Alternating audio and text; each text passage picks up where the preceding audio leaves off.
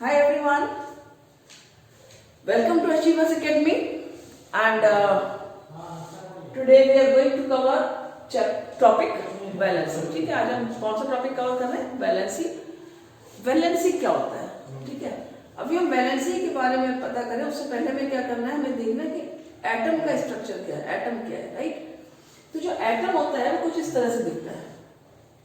ये एक एटम का न्यूक्लियस है जो आप देख रहे हैं, ये अंदर ये न्यूक्लियस हो गया सेंटर में, एंड उसके बाहर जो है ये जो मैंने डार्क ब्लैक स्पॉट्स में शो किया है, दीज आर द इलेक्ट्रॉन्स, और ये जो राउंड सर्कल्स हैं दीज आर द शेल्स।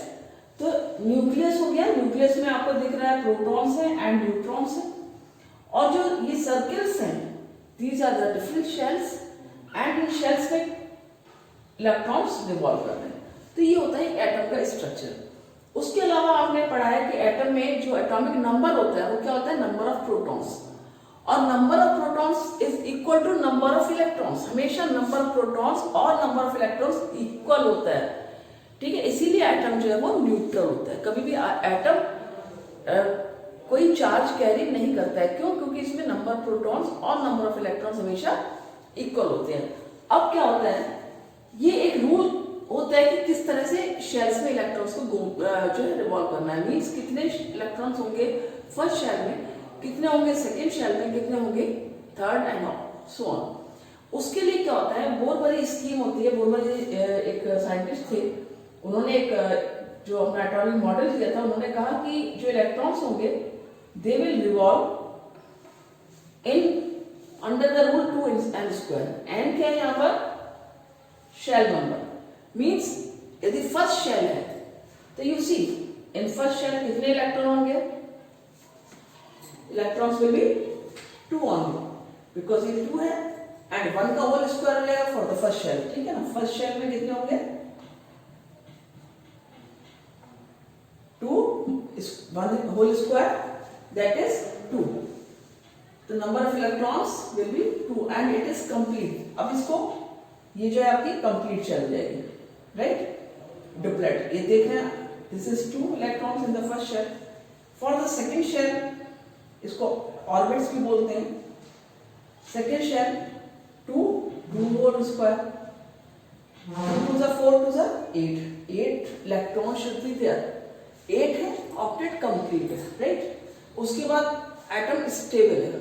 यदि 8 इलेक्ट्रॉन्स हैं शेल में, जो आउटर मोस्ट शेल है, then atom is stable, it has not to give or lose electrons, right, gain or lose, right. Third shell जो होती है उसमें कितने होते हैं, 3, 1 सॉरी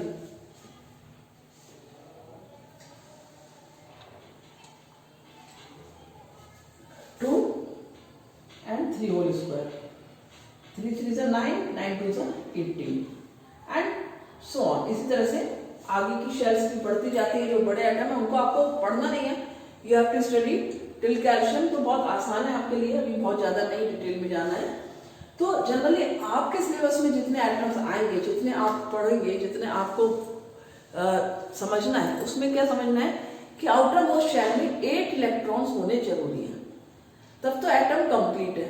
अब यदि 8 नहीं है आउटर मोस्ट शेल में, मीन्स जो एटम है आपका वो या तो इलेक्ट्रॉन को लूज करके स्टेबल होगा या फिर वो गेन करेगा, रिमेंबर इट, ठीक है। या तो वो लूज करेगा या गेन करेगा। अब इलेक्ट्रॉन 8 हैं, किसी एटम में आउटर मोस्ट शेल में 1 इलेक्ट्रॉन हो सकते हैं, किसी में 2 हो सकते हैं, किसी में 3 हो सकते हैं, किसी में 4 हो सकते हैं, 5 हो सकते हैं, 6 हो सकते हैं, 7 हो सकते हैं, 8। अब 8 है तब तो कुछ नहीं करना है, लेकिन यदि 1 2 3 4 5 6 7 है तब क्या करना है, या तो इसको लूज करना है इलेक्ट्रॉन या फिर गेन करना है, ठीक है। तो हम यदि एटम देखते हैं, हमारे पास सोडियम और क्लोरीन के हमने एटम लिए हैं। सी सोडियम हैज 11 प्रोटॉन, और you know that atomic number क्या होता है, atomic number is equal to number of protons is equal to number of electrons, ठीक है। मीन्स नंबर ऑफ प्रोटॉन्स और नंबर ऑफ इलेक्ट्रॉन्स दोनों इक्वल होते हैं, these both are equal always, right. तो 11 प्रोटॉन्स हो गया। अब इलेक्ट्रॉन्स किस तरह डिस्ट्रीब्यूटेड है, see in the first shell there are 2 electrons, in the second shell 1 2 3 4 5 6 7 8 electrons. ठीक है, ये भी ऑक्टेट कंप्लीट कर रहा है। थर्ड शेल में लेकिन केवल एक ही इलेक्ट्रॉन है इसके, मींस इसको या तो 7 इलेक्ट्रॉन्स और लेने चाहिए या फिर एक लूज करना है। अब सिंपल सी बात है, किसी के पास एक एक्स्ट्रा है और उसको 8 करने के लिए कंप्लीट या तो 7 ले या 1 लूज करते, तो what is easy way, easy method और easy way is to lose 1 electron, right. अब इधर क्लोरीन का एटम देखते हैं। क्लोरीन का एटॉमिक नंबर क्या है, 17 है। 17 एटॉमिक नंबर है और 18 इसका न्यूट्रॉन नंबर है। इलेक्ट्रॉन्स में कितने हो गए इसमें, जो न्यूट्रॉन्स है वो भी आपके सॉरी इलेक्ट्रॉन्स है वो भी 17 हो गए।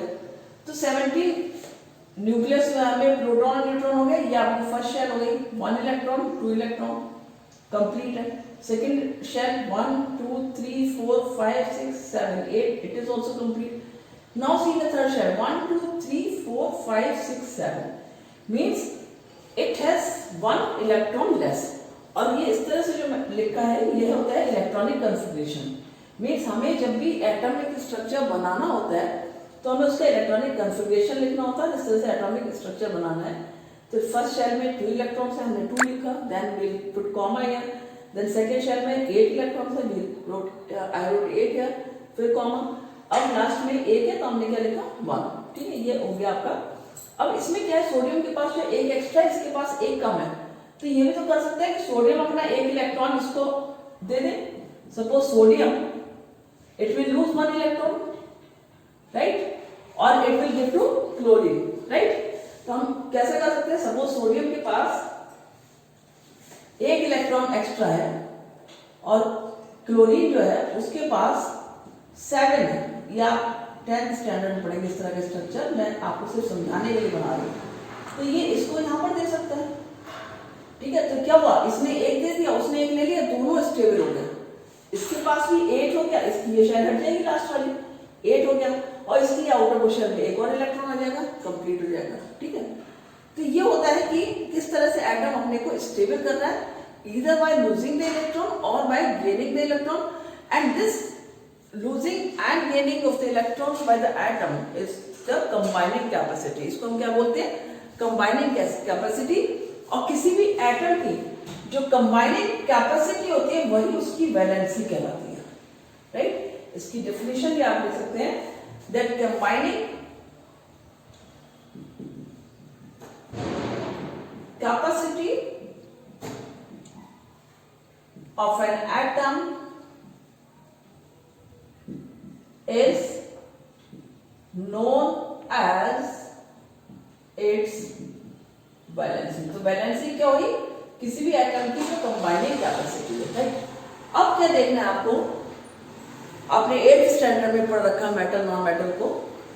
तो जो आपके इलेक्ट्रॉन्स होते हैं, जो मैंने बताया आपको, जो एलिमेंट्स होते हैं, जो किसी में 1 होगा आउटरमोस्ट शेल में, किसी में 2 3 इस तरह से। तो जो मेटल्स होते हैं आपके लेफ्ट हैंड साइड में मेटल्स होते हैं पीरियोडिक टेबल में, मेटल्स के जो आउटर मोस्ट शेल होती है उनमें जनरली 1 2 और 3 इलेक्ट्रॉन्स होते हैं, और जो नॉन मेटल्स होते हैं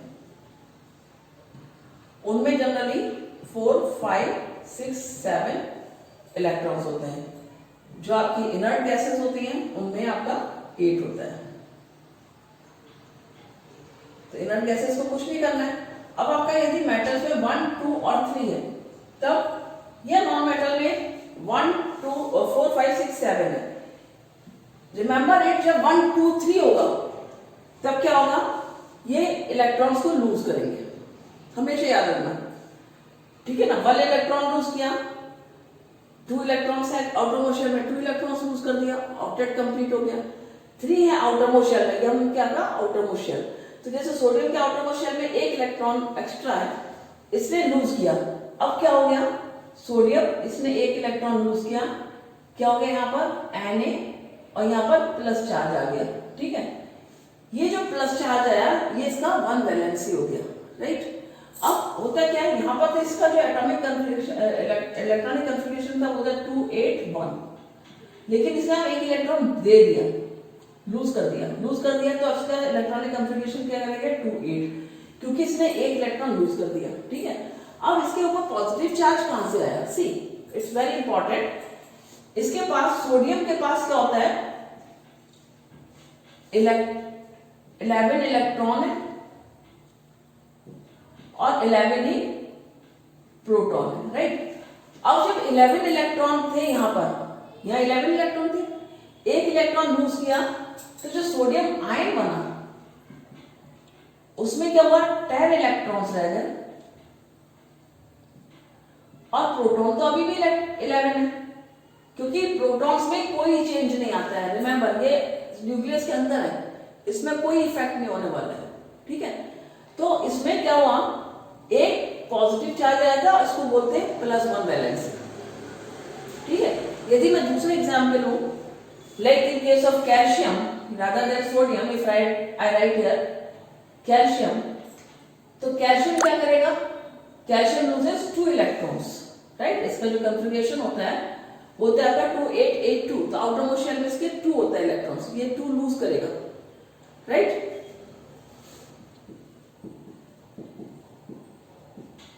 इलेक्ट्रॉन्स लूज करेगा और ये 2 पॉजिटिव चार्ज हो जाएगा। इसका जो कंफिगरेशन हो जाएगा यहाँ पर वो क्या हो जाएगा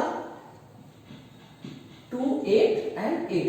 अब यहाँ पर इसके पास कितने थे 8 to 10 20, इसका एटॉमिक नंबर क्या था 20। इलेक्ट्रॉनिक कंफिगरेशन क्या हुआ 2 8 8 2, 2 इलेक्ट्रॉन्स एक्स्ट्रा थे, इसने उसको लूज किया, राइट। जब इसने 2 इलेक्ट्रॉन्स को लूज किया तो क्या हुआ यहाँ पर 2 8 8, क्यों पॉजिटिव चार्ज आया 2, क्योंकि प्रोटॉन नंबर इज स्टिल 20, ये याद रखना है, ठीक है। अब इसी तरह से एल्यूमिनियम 3 इलेक्ट्रॉन्स है उसमें आउटरमोस्ट शेल में, तो वो 3 पॉजिटिव चार्ज होगा। अब नेगेटिव चार्ज कैसे आता है, you see that in case of the chlorine, suppose ये क्लोरीन है आपका, ये क्या करेगा एक इलेक्ट्रॉन लेगा, राइट।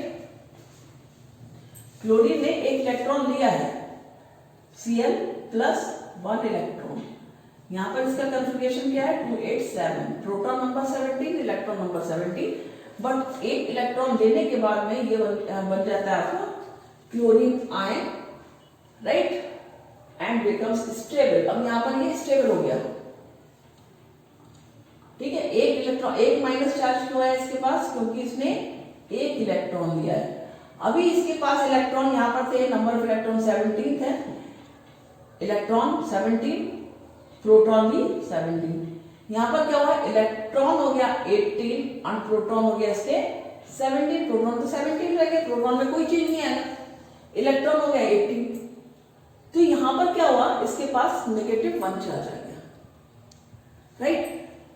तो इस तरह से जो आपकी वैलेंसी होती है उसमें क्या होता है आपका जितना इलेक्ट्रॉन्स लूज करेगा, राइट, उतना इसका वैलेंसी हो जाएगी इन केस ऑफ मेटल, ये याद रखना है। लेकिन नॉन मेटल के केस में यहां पर 7 वैलेंसी तो नहीं हुई ना, यहां पर क्या वैलेंसी हुई सिर्फ 1 यहां पर 1 वैलेंसी क्यों है, यहां पर आपको नॉन मेटल के केस में क्या करना है 8 - 7 वैलेंसी इज 1, क्यों, क्योंकि यहां पर प्रोटॉन का नंबर 17 है, अब एक इलेक्ट्रॉन एक्स्ट्रा है तो एक वैलेंसी होगी, clear. In the same way suppose आप ऑक्सीजन लोगे, अब देखते हैं ऑक्सीजन का, ऑक्सीजन की कितनी वैलेंसी है।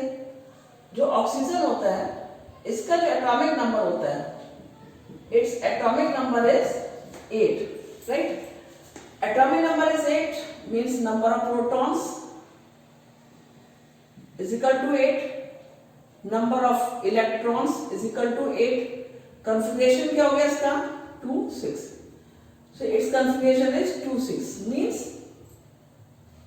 to become stable it has to gain 2 electrons, या तो ये 2 इलेक्ट्रॉन्स गेन करे या फिर सिर्फ लूज करे, so again it will gain 2 electrons because that is easy, right, क्योंकि जितने इलेक्ट्रॉन्स लूज किए जाएंगे उसके लिए बहुत ज्यादा एनर्जी की जरूरत होगी, तो इसलिए क्या होता है कि it will just gain 2 electrons to become stable.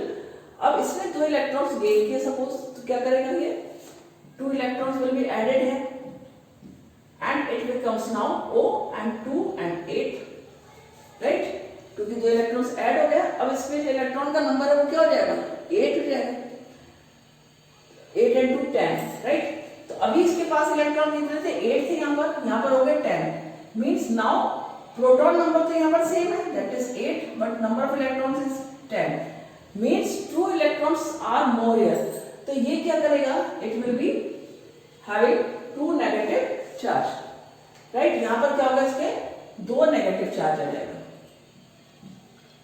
In the same वे यदि आप नाइट्रोजन देखोगे तो नाइट्रोजन का जो कन्फिगरेशन होता है 2,5, इसका एटॉमिक नंबर 7 होता है, राइट। तो नाइट्रोजन क्या करेगा, 3 इलेक्ट्रॉन्स को लेगा to become stable. It will gain 3 electrons to become stable and becomes 3 negative charge. अब इस यहां पर कैसे 3 नेगेटिव चार्ज हुआ, क्योंकि जो इसका इलेक्ट्रॉनिक कन्फिगरेशन 2,5 है, यहाँ क्या हो गया, 2,8 हो गया, 3 एक्स्ट्रा इलेक्ट्रॉन्स आ गए यहाँ पर, right.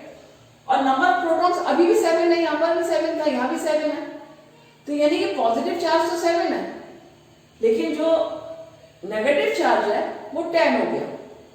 Means 3 more than the proton या 3 more than the positive charge, that is why it becomes negative charge. तो इन दिस वे वैलेंसीज को हम कैलकुलेट कर सकते हैं कि किसकी कितनी वैलेंसी होगी। हमेशा याद रखना, जो मेटल की साइड होता है 1 to 3 इलेक्ट्रॉन्स आउटरमोस्ट ऑर्बिट में होते हैं, उसमें 1 लूज करेगा if 1 electron is there in outermost shell, 2 lose करेगा if 2 electrons are there in outermost shell.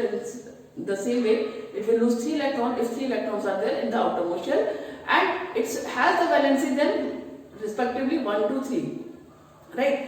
But in case of non-metals, gain करेंगे, if suppose it gains 1 electron, it may gain 2 electrons, it may gain 3 electrons, right? If it gains, वहां पर तो number of valence electrons होते हैं, जो outermost shell के electrons होते हैं वही valence electron कहते हैं। तो जो metal के केस में तो number of valence electron को भी आप वैलेंसी लिख सकते हो, right? 1 valence electron, 1 valency, 2 valence electron, 2 valency, 3 valence electron, 3 valency. But in case of the non-metals, suppose valence electrons number is 7, but it gains 1 electron, तो valency कितनी हुई, 1 negative. Number of valence electrons 6 there, outermost shell में 6 electrons हैं, इसने gain कितना किया, 2 electrons to become stable, as in case of oxygen. Valency कितनी हुई, 2, जितने electrons gain करेगा उतनी आपकी वैलेंसी हो गई। In the same way nitrogen, number of valence electrons 5, but it gains 3 electrons, right. So valency will be 3। तो how many electrons will be lost by the metals is the valency for metals we can say, and in case of non metals जितने electrons gain करते हैं उतनी valency हो जाती है। Metals के case में पॉजिटिव चार्ज होता है क्योंकि वहां पर नंबर ऑफ इलेक्ट्रॉन कम हो जाते हैं then that of the number of proton. In non metals के केस में वैलेंसी नेगेटिव में आती है क्योंकि यहाँ पर नंबर ऑफ इलेक्ट्रॉन्स ज्यादा हो जाता है then that of the protons. That's all for today. समझ में आया होगा अच्छे से। Keep watching the video. Bye bye.